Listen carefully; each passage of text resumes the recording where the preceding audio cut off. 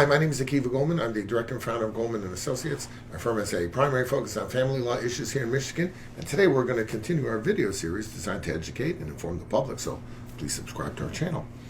A lot of times there is confusion about where to file your divorce and whether or not you file it in Michigan or you file it in a different place, and what if you live in Michigan and your soon-to-be ex lives in Arizona? Who files where? How does that work? The short answer is this. Anybody who meets the residency requirements in the state of Michigan has the right to come before the court and say, look, I've lived in Michigan for at least 6 months. I lived in this county for at least 10 days before filing. I want your help, Judge. I want to get a divorce. Anybody who meets those requirements has the right to do that.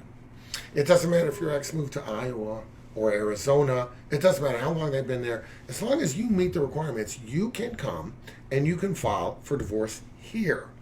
Now, let's say everybody agrees on this. Let's say everybody agrees that we're going to get a divorce. There's no dispute about anything. We agree on custody, parenting time, support. If there are no children, we agree on assets. How are we going to divide them? Debts, how are we going to divide those?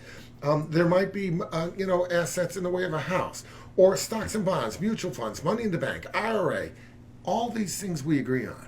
A lot of people say, well, if we do that, can we file for divorce without going to court? You'd be surprised how many times you hear that question. And I always think to myself, file without going to court? Where exactly do you intend to file this? Do you intend to not just pop it in the mail and see what happens? It's not the way it works.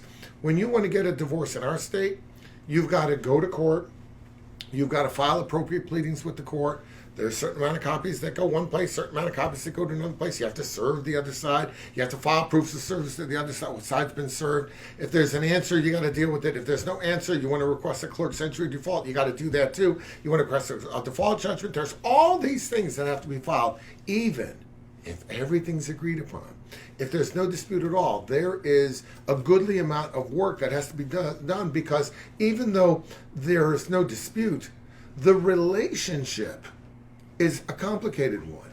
The relationship is a legal relationship between two prior unrelated people who had no legal ties to each other. Also, they got married and now they have this entanglement. The divorce seeks to untangle that and strip everybody of those rights. And it's a complicated procedure to do that, even if within that we don't have a lot of assets. But the relationship still takes a certain amount of effort, a certain amount of paperwork, a certain amount of time before the court to dissolve it. So no, you cannot get this done without having the court involved. Now, if everything is agreed upon, it's possible to do it in a minimalistic way. It's possible to do it where you only have to go before the judge once.